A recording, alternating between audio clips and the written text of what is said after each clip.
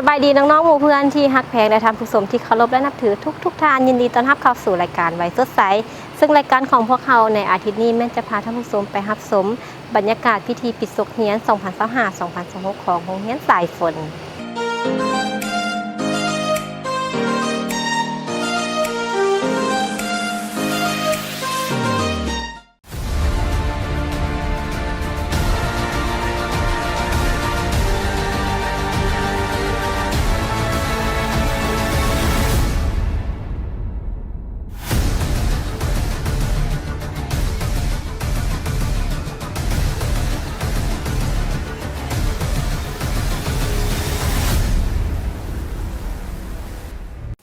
โรงเรียนสายฝนเป็นโรงเรียนภาคเอกชนแห่งหนึ่งที่ตั้งอยู่บ้านโนนสว่างเมืองไซเศรษฐานครหลวงเวียงจันทน์ถือคำขวัญของโรงเรียนที่ว่าหลักสูตรทันสมัยเน้นใส่คุณภาพ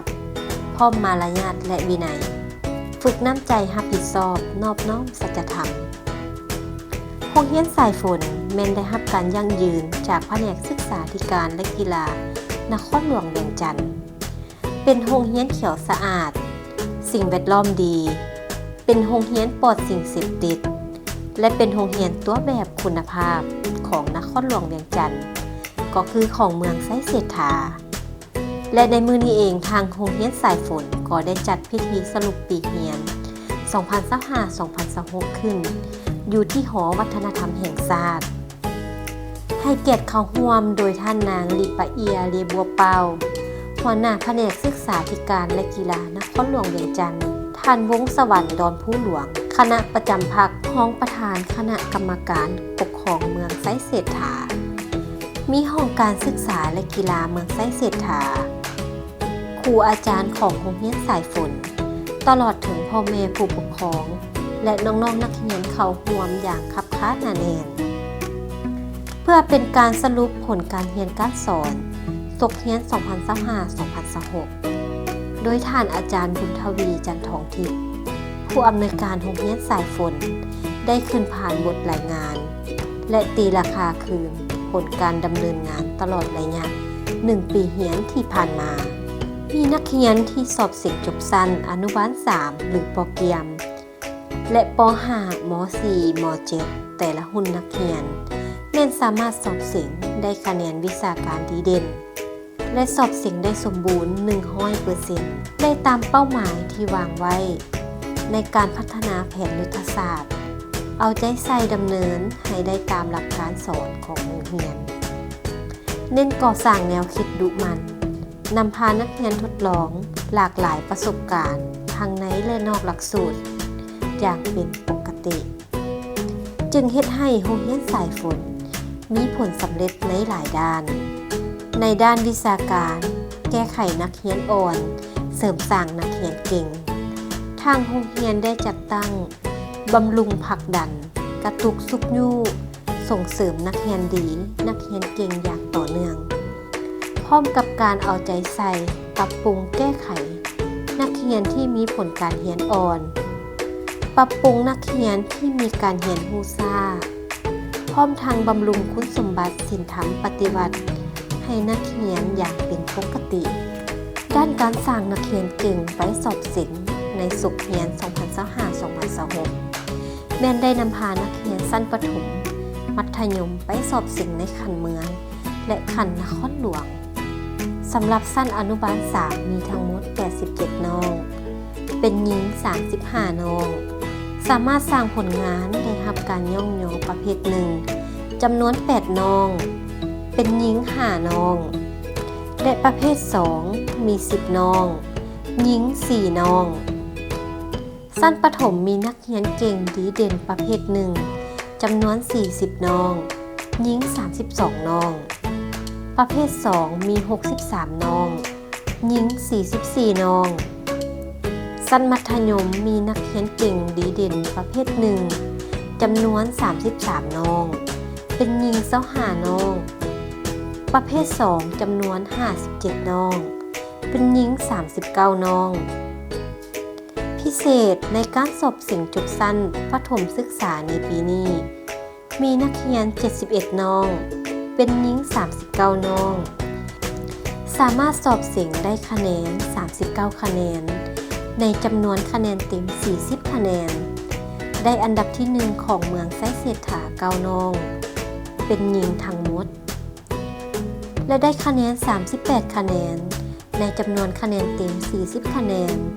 จำนวน9น้องเป็นหญิง4น้องนักเรียนได้คะแนน7ขึ้นไปทุกวิชา68น้องและทุกน้องสามารถสอบเสียงได้คะแนนสมบูรณ์ 100% ชั้นม.ต้นมีนักเรียนทั้งหมด65น้องเป็นหญิง32น้องคะแนนสอบเสียงจบชั้นได้9ขึ้นไปทุกๆวิชาหรือได้ใบประกาศแดงจำนวน17น้องเป็นหญิง12น้องถ้าเทียบใส่ปีผ่านมาแล้ว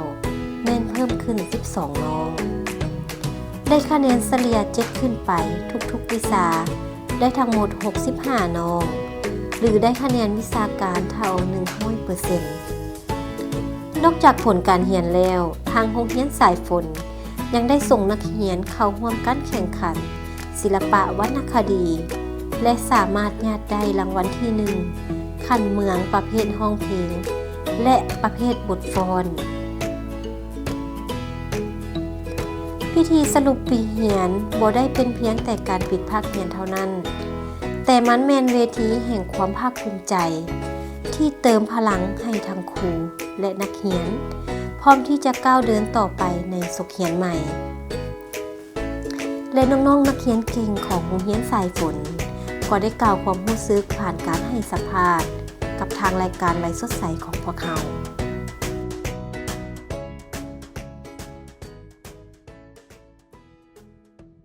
มื้อนี้โรงเรียนหลานได้จัดงานสรุปปีเรียนในศกเรียน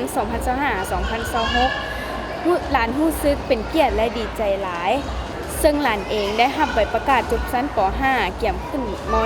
.1 หลานรู้สึกว่าการเรียนตั้งแต่อนุบาลฮอดป .5 นี้ครูทุกท่านสามารถเฮ็ดให้หลานเป็นนักเรียนเก่งของชั้นป .5 ได้ในวิชาวิทยาศาสตร์และสิ่งแวดล้อมและหลานสามารถญาติได้ที่1ในขันเมืองและรางวัลชมเชยที่4ในขันนครหลวงเวียงจันทน์หลานขอขอบใจครูทุกท่านที่สอนหลานมาตั้งแต่อนุบาลจนถึงปัจจุบันคำสอนของครูที่เฮ็ดให้หลานเรียนได้ในทุกๆมื้อนี้ก็คือว่าอ่านแต่พยายามให้จื้อบ่อ่านบ่เล่ามั่วซั่วไปเลยอ่านไปเทื่อละหน่อยเฮ็ดให้เฮาจื้อหน่อยนึงแบบว่าไปเส็งก็พอได้ครึ่งนึงก็ได้คะแนนแล้วบ่จำเป็นต้องอ่านหมดก็ได้และสุดท้ายขอขอบใจหมู่เพื่อนทุกคนที่เรียนนำกันมาและช่วยอธิบายบทเรียนให้กันโดยฝากถึงคุณน้องเรียนต่อขึ้นป .5 ขอให้ตั้งใจเรียนเด้อและสุดท้ายนี้ขอให้เอาแบบอย่างของเอื้อยอ้ายในหุ้นนี้สืบต่อเป็นแบบอย่างในหุ้นต่อไปน้องรู้สึกดีใจหลายที่ได้รับใบประกาศจบชั้นม .4 ในมื้อนี้ซึ่งมื้อนี้น้องได้มีส่วนร่วมในการเฮ็ดกิจกรรมของโรงเรียนก็คือรายการฟ้อนบทเพลงข้าวต้มปีใหม่แห่งสายสัมพันธ์ไต้ดำซึ่งได้รับรางวัลชนะเลิศอันดับที่1ของเมืองไชเศรษฐาน้องเองได้เป็นตัวแทนของห้องม .4 ที่เป็นนักเรียนเก่งภาษาลาวซึ่งได้แข่งขันนักเรียนเก่งในขั้นเมืองและขั้นนครหลวงซึ่งได้รับรางวัลชมเชยขั้นนครหลวงและก็ขอขอบใจอาจารย์ทุกท่านที่สอนเป็นอย่างดีที่เฮ็ดให้น้องประสบผลสำเร็จและก็สามารถญาติได้ใบประกาศแดงมาสู่โรงเรียนพิธีสรุปปีเรียนของปี2025ปี2026นี้หลานก็ได้รับใบประกาศรับใบย่องๆต่างๆซึ่งหลานเองก็ขอขอบใจนักครูอาจารย์ที่สอนหลานและหลานก็ได้มาเป็นนักเรียนเก่งของชั้นป .5 ในทุกๆวันนี้และก็สามารถได้ที่1ที่2ได้หลายๆรอบหลายคิดว่าผู้สอนกะได้มอบความรู้ต่างๆได้อย่างเต็มที่แต่ขึ้นกับเขาว่าเขาจะเก็บกันได้หลายส่ำใดเจ้าขั้นคำสอนที่หลานประทับใจน่าจะแม่นการพยายามเบิ่งละเอียดยังถี่ถ้วนกว่าคือยังถี่ถ้วนเพราะว่าจริงอยู่ว่าหลานจะค่อนข้างเรียนเก่งแต่ว่าหลานมักผิดพลาดจุดเล็กๆน้อยๆเวลาเฮ็ดเนาะ ดังนั้นหลานกะค่อนข้างสิจื้อคำสอนนี้ดีว่าให้เบิ่งก่อนทุกเทื่อก่อนสิเฮ็ดหยังหรือส่งหยังแม้แต่การใช้ชีวิตประจำวันของหลานพร้อมรู้สึกภูมิใจดีใจที่ว่าหลานสามารถ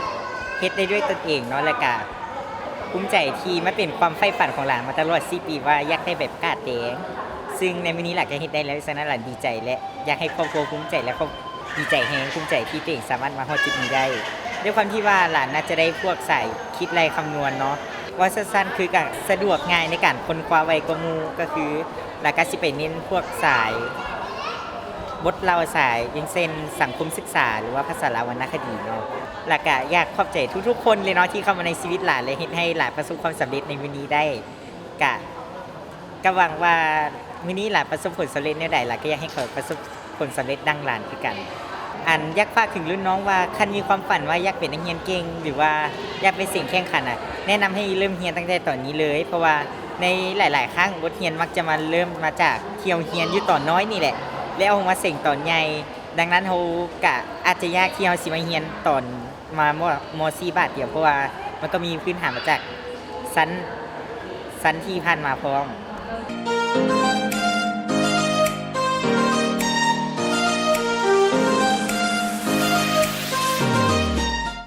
ท่านผู้ชมและนั่นก็แม่นบรรยากาศของการปิดสุขเฮียน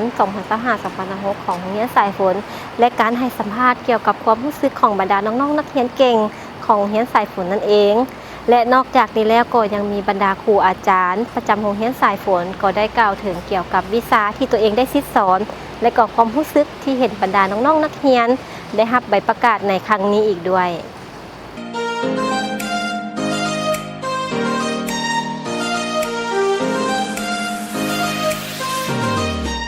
โดยสำหรับนักเรียนสุขเรียนนี้เนาะ2025-26นี้ที่เห็นว่านักเรียนหลายคนเนาะตั้งใจทำเรียนและฟังคำทั้งสอนของครูอาจารย์เป็นอย่างดีเจ้าสุขเรียนปีนี้เห็นว่านักเรียนทั้งหมดเนาะ75น้องของชั้นประถมของเฮานี้เนาะก็ถือว่าสอบเก่งได้ตามคาดหมายที่วางไว้เจ้าถือว่าเก่งได้คะแนนสูงสุดของเมืองนี้หลายคนเนาะคือ9คน10คนหมดแหละเจ้าเนาะแล้วคะแนน7ขึ้นไปนี่60ปลายน้อง68 69น้องเจ้าถือว่าตามเป้าหมายที่วางไว้เลยเจ้าสำหรับมาเบิ่งผลการสอบเก่งของลูกหลานนักเรียนแล้วเนาะลูกศิษย์แล้วถือว่าเกินคาดหมายหลายเนาะถือว่าดีใจหลายแล้วเนาะเจ้าสำหรับแผนต่อหน้านี้ข้าพเจ้าในนามเป็นครูสอนชั้นป .5 เนาะจะตั้งใจบึกบืนเนาะให้ได้คะแนนสูงสุดของเมืองและให้ได้เป็นนักเรียนเก่งหลายเท่าไหร่ยิ่งดีเจ้าสำหรับมื้อนี้ข้าพเจ้าดีใจหลายเนาะเห็นว่าลูกศิษย์ตัวเองเนาะที่ได้ไม่รับใบประกาศเนาะแล้วก็มีความตื่นเต้นที่สุดเลยเจ้าที่ว่าเห็นนักเรียนตัวเองนี่มีความตั้งใจกระตือรือร้นเกี่ยวกับการทำเรียนและตั้งจิตใจเนาะตั้งใจมารับใบประกาศในครั้งนี้เจ้าโดยอาจารย์ชื่ออาจารย์แม่พรแพงภูวันอาจารย์เป็นครูสอนห้องม .4 อาจารย์สอนเหมือนวิทยาศาสตร์ธรรมศาสตร์เป็นแนวใดอาจารย์การสอนนักเรียนในวิชานี้ โดยก็ค่อนข้างว่ายากอะไรเนาะขณะเทียบเซินนักเรียนสมัยนี้เนาะมันสิเป็นว่านักเรียนเอาลิ้นโทรศัพท์หรือว่าลิ้นนั้นอื่นหลายก็เรียนนะก็ต้องเลยเอาใจใส่เพื่อนักเรียนได้มาเอาใจใส่ต่อวิชานี้ให้ได้สิ่งที่ท้าทายมัน1แม่นนักเรียนบ่ตั้งใจเรียนเป็นวิชาค่อนข้างว่ายากนะเนาะเป็นมันจะมีวิชาวิทยาศาสตร์ธรรมศาสตร์มันจะมี3สายคือชีวะเคมีแล้วก็ฟิสิกส์เนาะมันจะเป็นวิชาคิดไหลผสมทฤษฎีผสมกันเลยแล้วเฮ็ดค่อนข้างนักเรียนเป็นว่ามันยากสำหรับผู้ที่บ่อยากเรียนบ่อยากคิดไหลอาจารย์แก้ไขข้อจุดยากแบบนี้เดี๋ยวใดเพื่อสอนกับเจ้าต่อโดยอาจารย์ระดมให้นักเรียนอ่านบทเรียนหรือว่าเอาใจใส่ต่อนักเรียนเฮ็ดให้นักเรียนนั้นสนใจต่อวิชานี้ให้หลายขึ้นเช่นว่ามีการทดลองการประจักษ์ตาให้นักเรียนในมาจับบ่ายได้หรือว่าทดลองสิ่งที่นักเรียนอยากรู้อยากเห็นโดยผลตอบรับเป็นแนวใดอาจารย์โดยก็ดีขึ้นและในมื้อนี้อาจารย์เห็นเขาเจ้ารับใบประกาศเป็นแนวใดอาจารย์โดยสำหรับอาจารย์เนาะรู้สึกดีใจเป็นอย่างยิ่งที่นักเรียนได้รับใบประกาศและก็ได้รับใบย่องโยเนาะที่ว่าหลายสมควรสำหรับอาจารย์ปีนี้นะวิชาอาจารย์นะค่อนข้างว่าสำหรับห้องม .4 เนาะได้อยู่17น้องเป็นผลสำเร็จแต่ละปีก็บ่เคยได้ซ้ำนี้ถือว่าปีนี้ประสบผลสำเร็จหลายสำหรับอาจารย์เนาะรู้สึกว่าอยากให้นักเรียน เอาใจใส่ต่อการเรียนบ่อยากให้นักเรียนไปลิ้นบ่ฟังความพ่อแม่บ่ฟังความครูอาจารย์อยากให้นักเรียนหันมาเอาใจใส่ต่อการเรียนให้ดีขึ้น เพื่ออนาคตของน้องนักเรียนโดย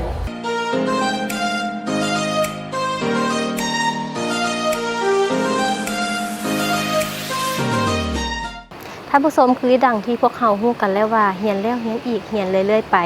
เรียนจนได้กลายเป็นนักเรียนเก่งแต่นอกจากที่เฮาจะก้าวสู่นักเรียนเก่งได้นั้นก็มีบรรดาครูอาจารย์ผู้ที่อยู่เบื้องหลังให้การซิดสอนของพวกเขาตลอดมาและนอกจากนี้ท่านอาจารย์ท้องเหลียงวงศาห้องผู้อำนวยการของโรงเรียนสายฝนก็ได้ให้สัมภาษณ์เกี่ยวกับจุดประสงค์ของการจัดพิธีปิดศุกร์เรียนในครั้งนี้และก็แผนในต้นหน้าที่ทางโรงเรียนได้วางไว้อีกด้วย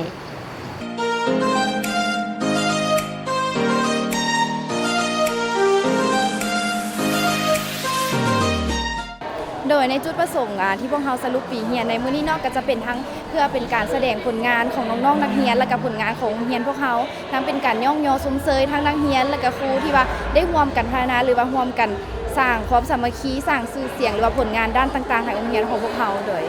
ระบบการเรียนการสอนของโรงเรียนสายฝนพวกเขาเนาะพวกเขาก็อิงตามหลักสูตรของกระทรวงศึกษาธิการและกีฬาโดยแล้วซึ่งว่าพวกเขาก็จะได้เพิ่มเติมก็คือเป็นพวกกิจกรรมเนาะเคลื่อนไหวนอกหลักสูตรหรือว่าถ้าเป็นทางด้านวิชาการพวกเขาก็จะมีทางด้านภาษาจีนคอมพิวเตอร์วิชาศิลปกรรมที่ว่าเห็นให้นักเรียนได้ลงตัวจริงหันหลายขึ้นเข้ามาตื่มโดยและผลงานที่เด่นๆที่ทางโรงเรียนสามารถญาติมาได้มีผลงานใดๆจ้ะโดยทางด้านผลงานของพวกเขาเนาะก็คือพวกเขาสามารถมีนักเรียนเก่ง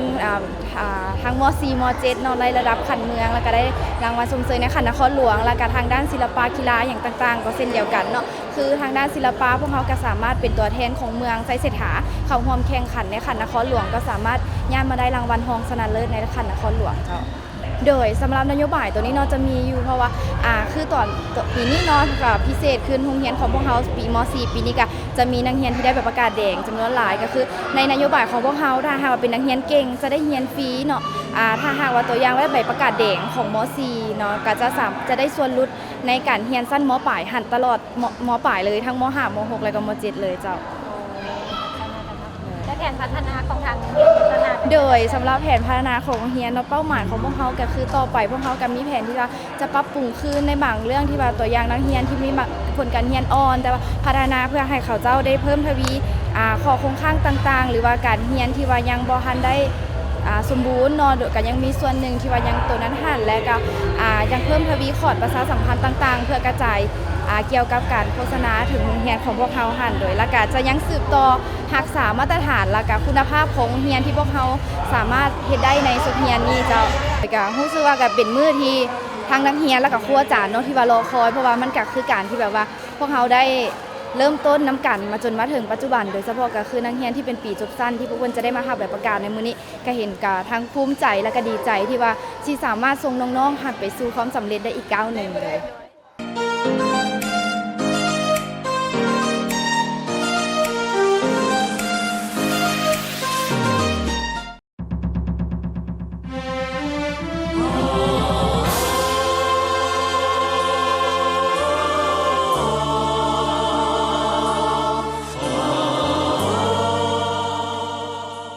ทวีบทบาทการนำพาของพรรคพัฒนาเวียกงานสื่อมวลชนให้หันเปลี่ยนสู่คุณภาพใหม่อย่างแข็งแรงส้มเสยผลสำเร็จกองประชุมเวียกงานสื่อมวลชนทั่วประเทศครั้งที่1อย่างสุดใจแม่ยิงลาวเฮาแต่ก่อนเคยเป็นดอกไม้เพียงแต่ให้งามลาเปรียบคือดอกสะบาพึ่งพาแต่เฮาหัวปฏิวัติส่งเสตั้งหน้าปฏิบัติค้ำขวัญพัฒนาความเสมอภาคมีสารติดพันกับการพัฒนาประเทศชาติเฮ็ดนาก็ได้เฮ็ดให้ก็เป็นเรียกบ้านการเงินก็มอนเป็นกองร้อนก็ได้ไปหับใส่แนวหน้าก็ดีส่งเสริมหวังสั่งตั้งสาพันธ์เมืองลาวครบรอบ71 ปีอย่างสุดใจ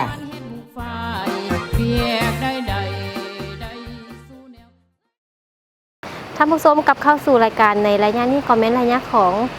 น้องๆพามวนพาเพลินซึ่งในมื้อนี้ธีรวันก็ได้นำเอาศิลปะประเภทบทฟ้อนบทห้องมาให้ได้รับชมไปรับชมได้เลย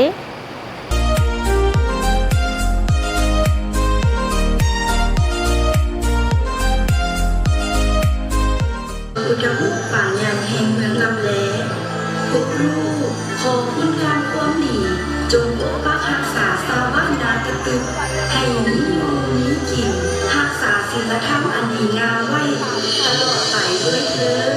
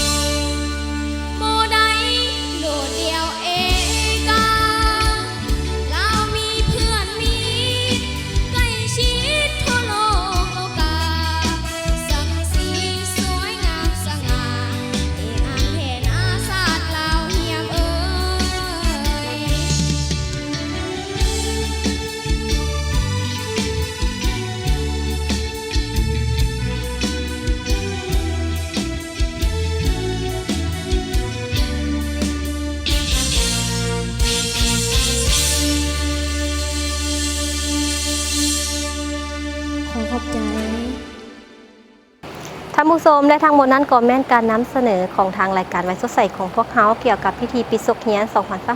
2025-2026 ของโรงเรียนสายฝนและการนำเสนอเกี่ยวกับศิลปะวรรณคดีเพื่อเป็นการรักษาวัฒนธรรมอันดีงามของลาวไว้และสำหรับมื้อนี้ทางรายการของพวกเขาก็ได้หมดเวลาลงแล้วพบกันได้ใหม่ในโอกาสหน้าสบายดี